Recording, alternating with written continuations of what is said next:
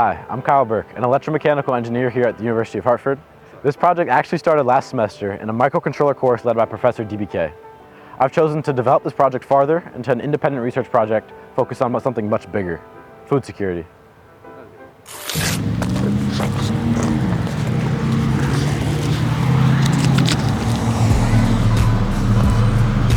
Most people don't realize that hydroponics can completely rework how we grow food. Using 90% less water, no pesticides, taking up less space than traditional agriculture. We're here today at Levo International in Hartford to see how they're sustainably growing food for the 7th most food insecure city in the nation. I'm here with Aaliyah from Levo Hydroponics, and tell me about Levo's mission.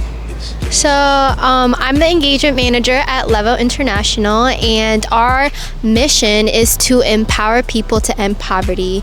And one of the main ways we do that is the use of simplified hydroponics, which is growing plants without soil. And so we're able to use simplified hydroponics as a tool to impact workforce development, education programs, community development, beautification of the land, and creating an access point to healthy and affordable food. Being a social enterprise, our main focus is impact. So we work internationally in Haiti, Puerto Rico, and Mexico, and then we also work locally in Hartford, and these are areas that lack a lot of resources, a lot of good land. For example, in Haiti, the community, the village that we work with, they have to walk a mile to go get their water. Traditional agriculture calls for frequent watering, lots of water. That doesn't always get absorbed to the actual plants. Sometimes evaporation happens and runoff doesn't fully penetrate the soil. And with hydroponics, you're able to do an initial fill, and then you don't have to rewater afterwards, and all the water that you use completely recycles, and there is no evaporation and things like that. Hydroponics reduces up to 90% of water that is used versus traditional agriculture. So when plants are growing in the soil, you have to spread the plants out a little bit more because plants are competing for things that they need to grow, such as water and nutrients. So things like tomatoes and bell peppers, they are heavy feeders, so they're gonna have really thick roots because they have to constantly search through the ground for those necessary means to grow. Whereas in hydroponics, we can really grow these plants super closely together because they're sitting directly in their nutrient source. So we're able to grow in a smaller amount of space, and we're able to grow so that we don't need to expand the space that we have, but we can expand the yield that we have because we're growing vertically. The plants sit directly in their nutrient source, in their water, and all the resources that they need to grow.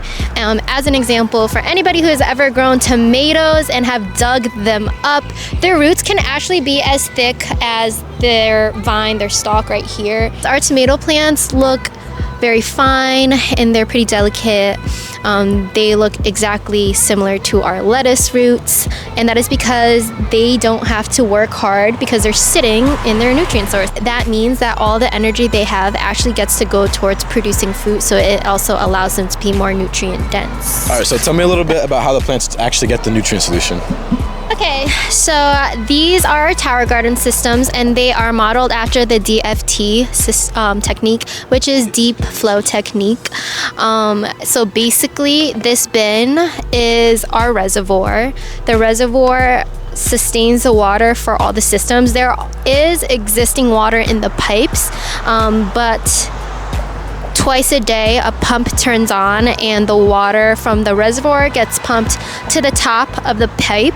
We have 3-tier systems, 2-tier systems, 1-tier system, so whatever is the top, the highest point, it gets pumped up there. And then there are connector pipes that allow the water to flow, and gravity helps push that work through, and eventually that recycles back into the reservoir.